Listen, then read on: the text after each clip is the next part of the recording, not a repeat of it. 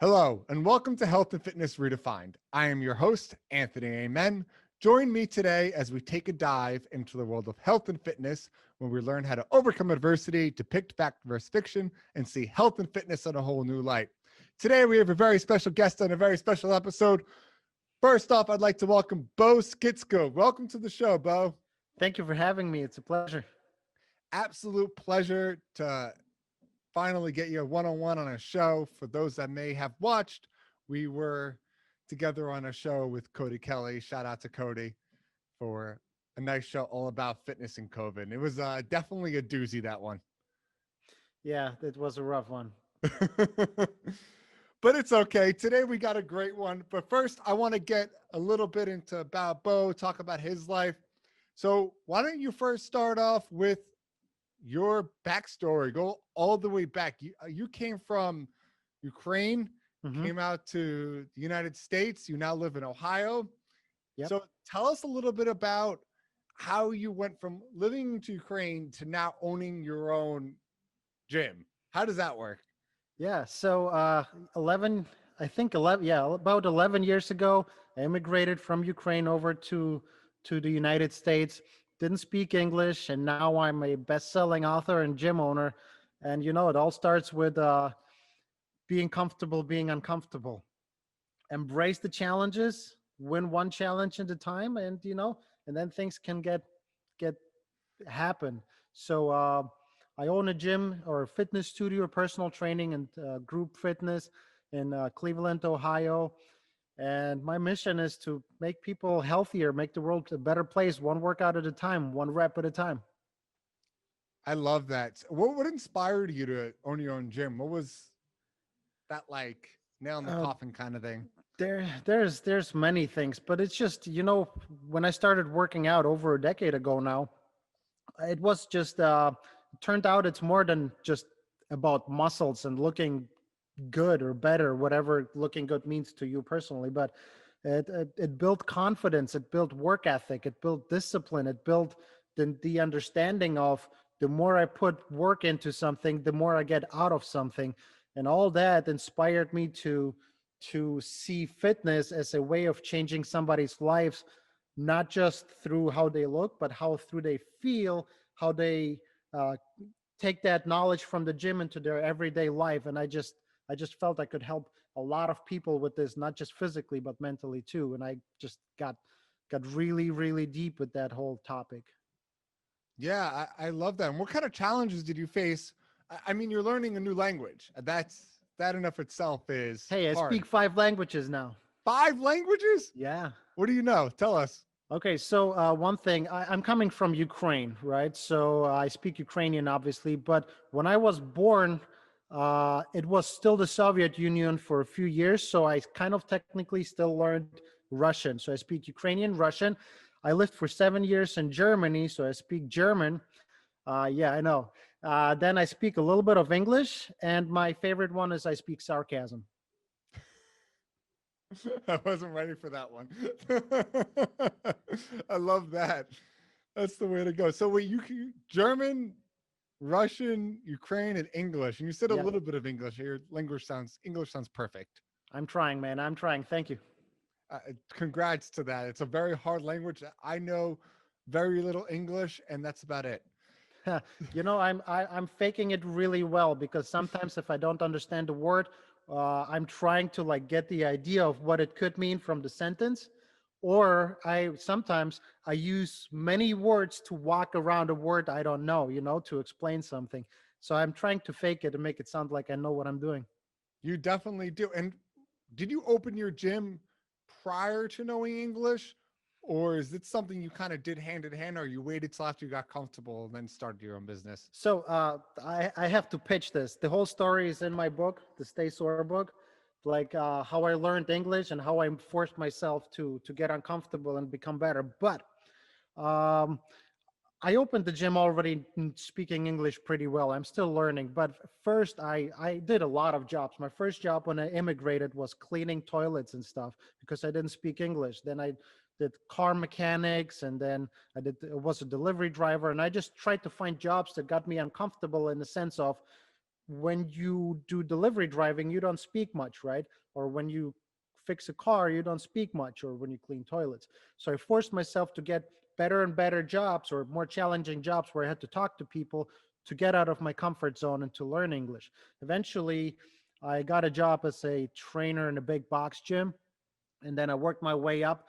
I had a hard time talking to clients, man. My English was so broken, but I worked my way up better and better, became the master trainer, the main trainer at the gym, and eventually I actually opened my own gym. But by that time, I already spoke English pretty well. I'd like to think. Yeah, I mean, personal training, we're using words that goes over most people's heads anyway. So Yeah. it's got to be hard transitioning from that. And most of anatomy is Latin. So you're actually learning another language.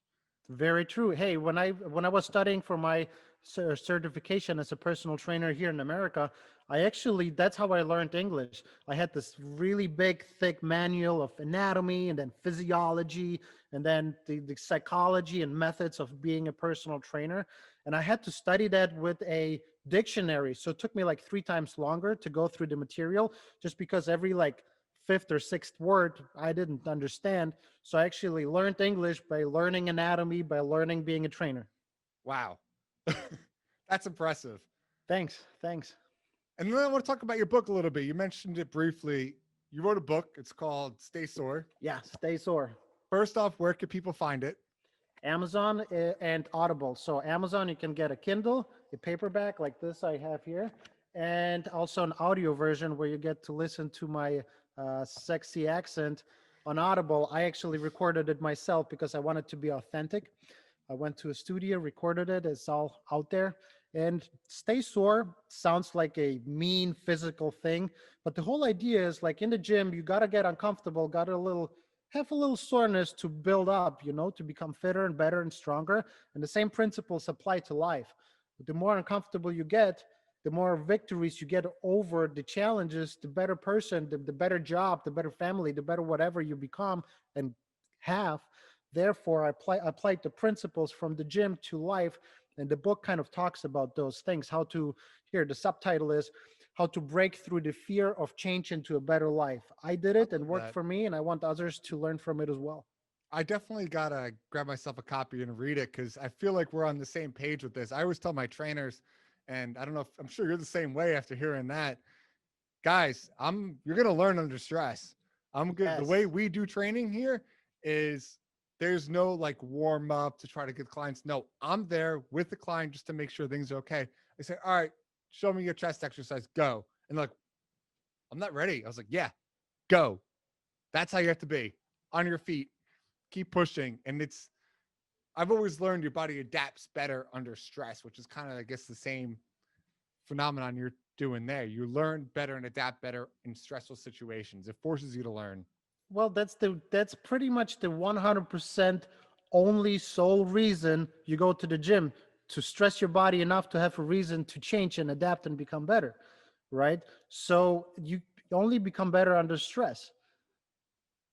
Yeah, and I think this can be applied to all aspects of life. People think it's just a gym thing. I believe this is a personal thing. A great example of this is I don't recommend this because this is just how I am.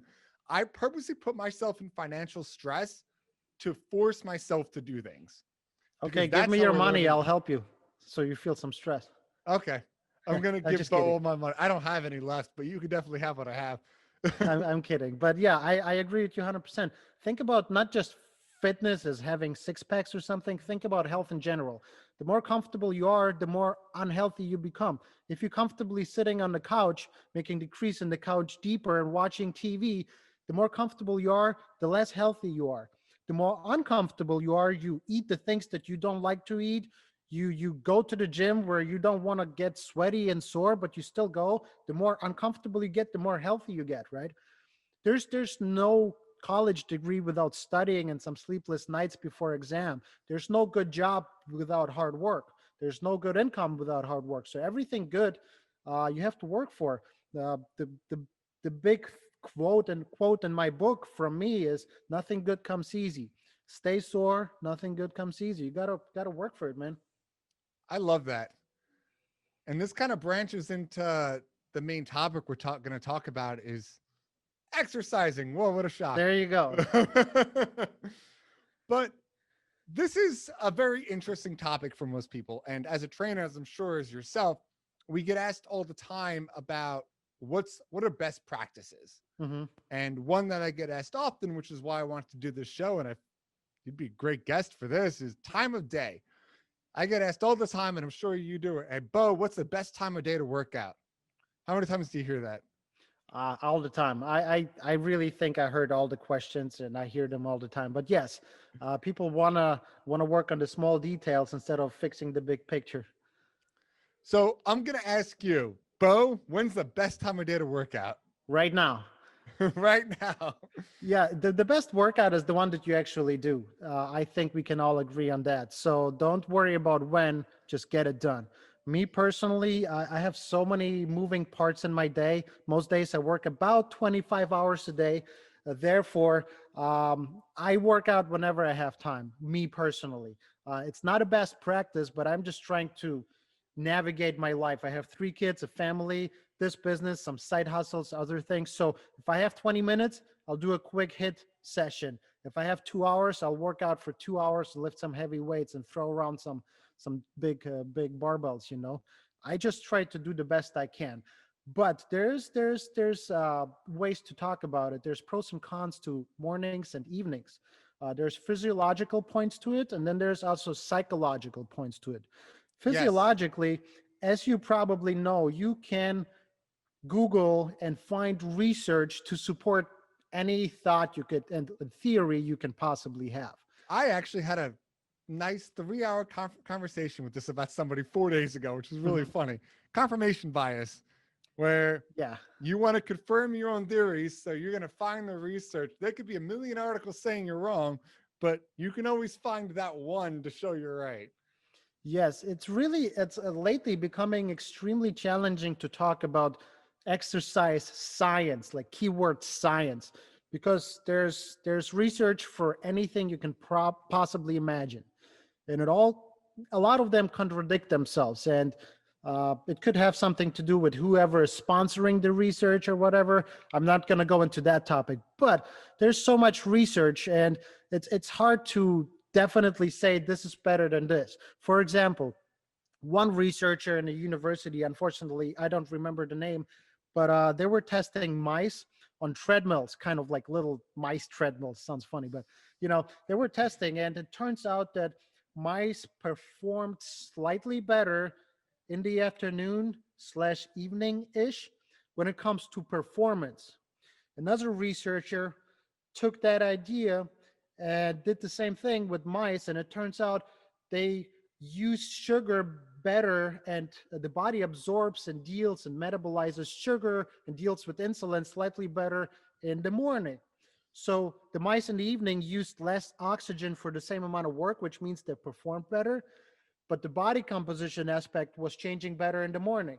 So there's no definite answer. There's many different moving parts. For example, another thing you should consider when it comes to the science of it: when you sleep for 8 hours, your body is horizontal, your spine is horizontal, and there's fluid building up in your between your vertebrae, so you get all stiff. The spine doesn't move properly. So if you wake up and go deadlifting right away, um, you might feel stiff and not very limber for your exercises. If you stand upright for a while, like hour, 2 hour, 3 hours, under the gravity, that water is being pulled, or the liquid's being pulled out of your spine, and then it has more room to move.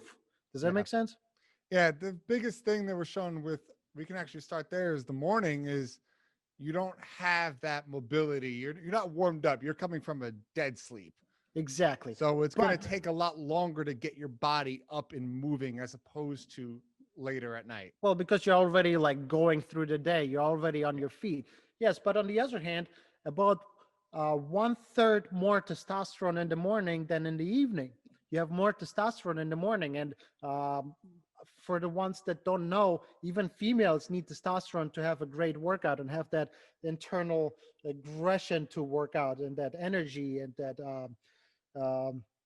ambition to lift and to move and to jump and do all these things. So you have slightly more testosterone in the morning, gives you a better workout and a better response from your body to the workout, right?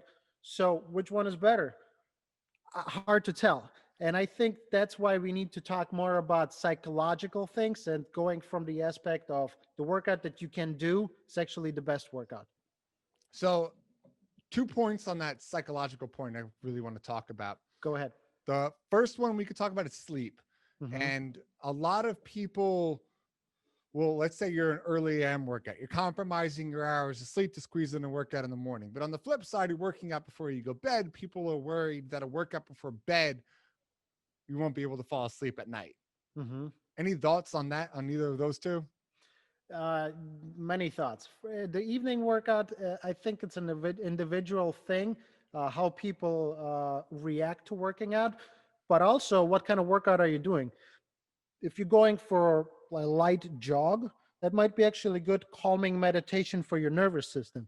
If you do like an intense kick butt boot camp style workout, you might have a hard time falling asleep because your nervous system is through the roof. Your lungs are like pumping like crazy. It's like a stimulation. So it depends what you do. If you do a yoga session, that might actually be a good idea before bed, right? So it depends on the workout and what kind of person are you? Are you easily overhyped and stimulated? As far as sleep, I would argue that you have more energy in the morning than in the evening. Imagine like a cordless vacuum. When you just charge it in the beginning, it sucks like crazy, right? And then it sucks weaker and weaker and weaker as you drain the battery. Same thing for a person throughout the day. You're fully charged, you wake up, and then throughout the day you lose energy. So there's, again, do what works for you, and do whenever you have time. I'm gonna answer this for me personally. I like to do morning workouts because those endorphins flowing through me after the workout, the feeling of accomplishment, the feeling of confidence and feeling strong and fighting with the barbell and hopefully winning the fight, that gets me through the day so much better. Sometimes my clients even know, like, hey, you look like you didn't, or you act like you didn't work out today. And I like, nope, I didn't. I didn't get my fix today. You know what I mean? So for me personally, working out in the morning, stiff, not stiff, ready, not ready, that psychological, just getting moving and winning the fight gets me so much more into my day, you know? Yeah, I'm more of a I have the luxury of being able to work out that Hmm. early afternoon. I'm not a first wake up, go to the gym kind of person. For those that know me, I may fake it pretty good, but I am not awake for the first 2.5 hours that I'm getting out of bed. And that I found out has a lot to do with my circadian rhythm, especially in the beginning of my gym, where that's when your body has its own sleep cycle, where Yeah. it's constantly going and it always sets its own time of day, basically. I was waking up between the hours of 5 a.m. and 9 a.m. So my circadian rhythm was screwed up. Yeah, I see that.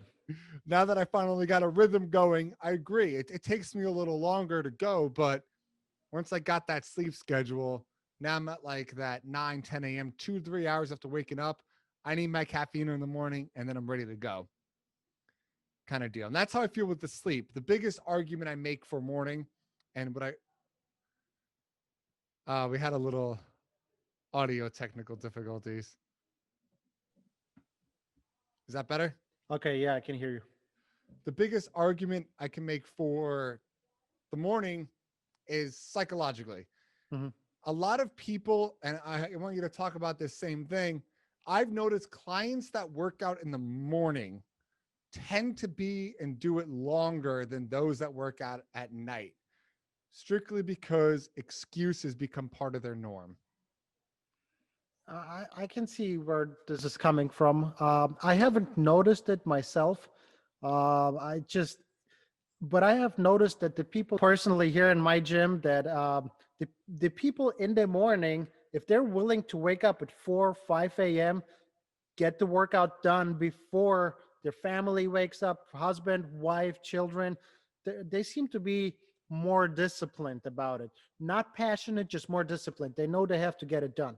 The people in the afternoon, It's not like an on and off, but it is slightly more gravitation towards either passion or just kind of getting through it. But the morning people seems like have more discipline. They do it because they know they have to.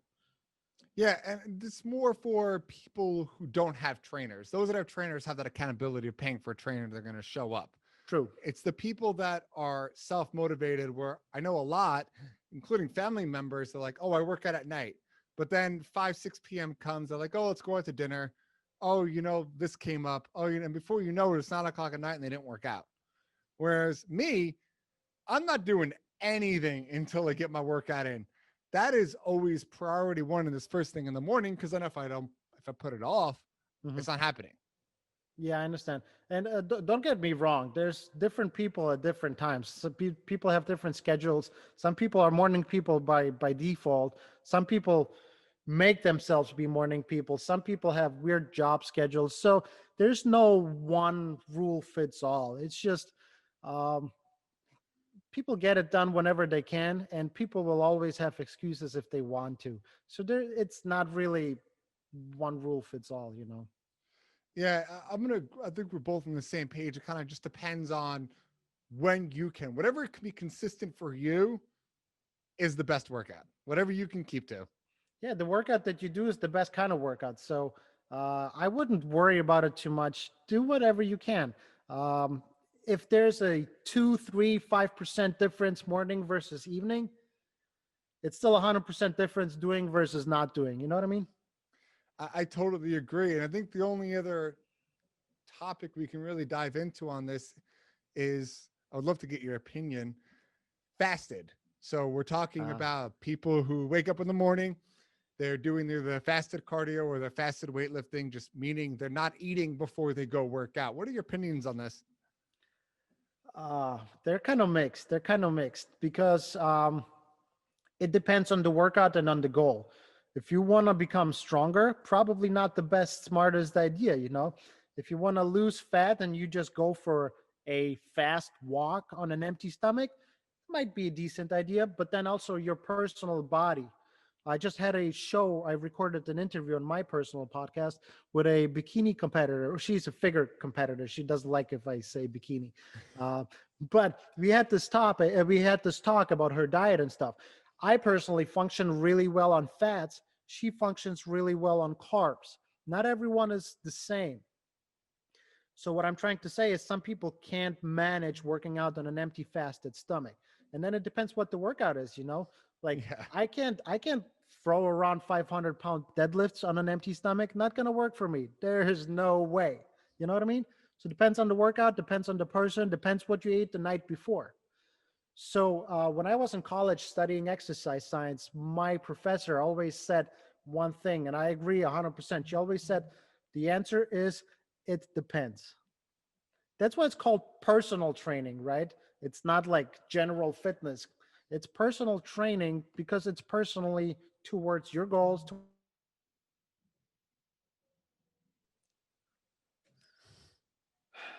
I got your back. Go Okay.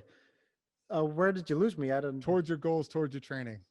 Yeah, so it's called personal training because it depends on your goals, on your background, on your style of workout. There's many moving factors, so there's no one answer for everyone. Yeah, the biggest thing I've noticed, and it's something I constantly tell my clients, a lot of people, I'm not going to say everyone will go with it depends, but when they work out fasted and they're doing an intense workout, especially those that are untrained, Hmm. they get nauseous and they throw up. Oh, I Only have this time I've all the ever, time, man, yep. all the time, and especially I'm sorry for being like biased. I'm not judgmental. I'm just saying, especially girls, they want to lose weight quick. I haven't eaten and I'm gonna hit the workout hard to lose more. Please don't. Please don't. 5 minutes later, sitting, head is spinning, hands are shaking, sugar drop, getting all nauseous, and sitting there like, about to throw up. You know, yeah, not a good idea. No, I that's my biggest argument for eating is that nausea factor. And because then yet again, you're not getting a workout in because you're dizzy and you feel sick to your stomach, and throwing up, as we all know, does not help you lose weight. Well, not in the sense we want to. Yeah, definitely not good for you. Not good for you at all. Yeah. So, and a lot of them get embarrassed. Oh, I'm so sorry. Like, um, if you want to go for a walk, if you want to maybe even go for a light jog or do some stretching or something, not too bad. But in general, especially the thing that, from what I understand, what you do, what I do in my gym here, uh, don't work out on an empty stomach. We go hard, and you gotta have energy for these workouts. Yeah, you need to be able to show you're making it. I don't get it. This is a personal thing, but I wake up, I am famished. I feel like I haven't eaten in 3 days. I don't know how people are working out without eating. I'm just starving. I'm like, I need food now in my stomach or I'm going to pass out and die.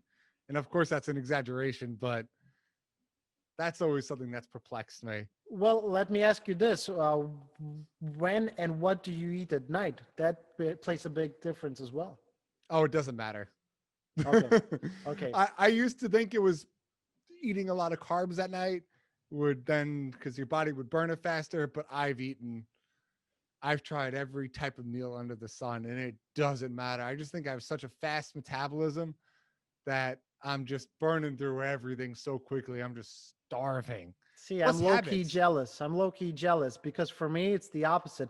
If I drive by like a fast food something, I just need to crank open the window just a little bit to get the fumes, and I'm starting to gain weight. Yeah, I always had the opposite problem. I was on weight gainers when I was younger because the doctor was worried about how skinny I was. Hmm. And that's before I cared about my health. So I Yeah. wasn't working out. I was 6'2", 155 pounds with no freaking muscle. Such a twig that you could like Wow. push me over. My waist size was a 28 at the age of 20. Wow. You want to talk about thin? You saw my rib cage, like all it's gross. Wow. Well, what? Yeah. See, my problem is the other way around. If there's a pizza and you just have to like crack open the pizza box, and I go immediately from the fumes from like a 6 pack to a 1 pack. Don't worry, you don't have to be too jealous. As I get older, I started getting that way. I see. It's finally catching up on me. I finally hit the age of 30, and now it's like, all right, I can't eat 6,000 calories a day like I used to anymore. So now I'm down to like 3,500, 4,000 a day. Hmm. But on the flip side, it was impossible for me to gain muscle. My body was burning so fast Yeah, that I I get it. couldn't maintain any muscle in my body no matter how much I worked out. It Yeah, was just I mean, cool.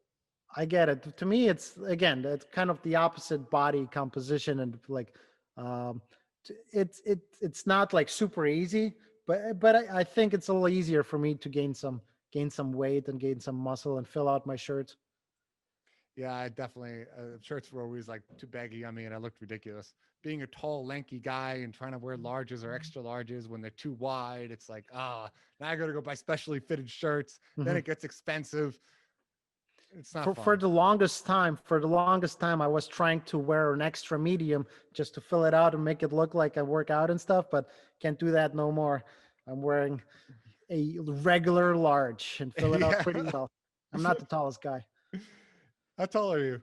5'8", and a little Uh, bit, hopefully, on a good day when the humidity is not too bad. yeah, when it's just right. That's like me at 6'2", and the humidity's just right. I get to 6'2", and we're set. There you go. There you go. So, Bo, on a closing statement, tell us where the people could find you. You know, you mentioned your gyms in Cleveland. We talked about your book.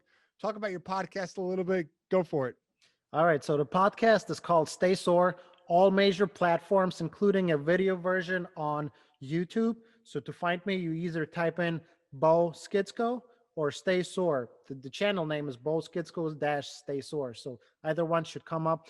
And then Stay Sore on all major platforms like Apple Podcast, Spotify, iHeartRadio, Pandora, all the good stuff. You can even say, "Hey Alexa, play Stay Sore." Um, but Instagram, Bo underscore Skitsko, Facebook, Bo Skitsko. So, or just shoot me an email at boskitsko@gmail.com. Love it. And last question. Who's your idol? I don't have any idols. You gotta have somebody you look up to. What's your favorite book that you've read so far? Because I know I There's personally there's have many a books. few. I can't pick one particular, but there's a few books I like. For example, 10X Rule by Grant Cardone. Yeah, I love him. I Grant Cardone is all right, but just the ideas in the book are I love the ideas of just pushing through and getting uncomfortable. Then there's Extreme Ownership by Jocko Willings. I got to read that one. He's a former Navy SEAL talking about taking charge over your life and not being the victim, being in the driver's seat and taking ownership over your failures and wins as well. He connects the whole thing of succeeding in life from like his army stories and his Navy SEAL stories. Um, there's so many good books. I don't know from the top of my head. There's some business books, but anyway, yeah, just those two books are good. Or David Goggins. Yes. What's the name of his book? I can't think of it right now. Something about Can't Break Me or something like that. Yeah, it's called Can't Break Me. Oh, that book is so good. To this day, when I like feel like giving up on a rep or something in the gym, I always think to myself, I can always do another rep. Yeah, because and for those that don't know him, I highly recommend looking him up.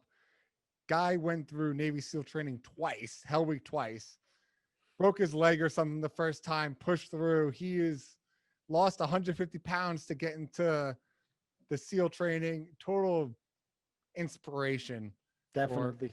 everybody. And thank you guys for joining us on this week's episode of Health Fitness Redefined. Don't forget to subscribe to our show and join us next week as we dive deeper into this ever-changing field. And remember, fitness is a journey, not a destination. Thanks for coming on, Bo. Really appreciate it. Thank you for having me.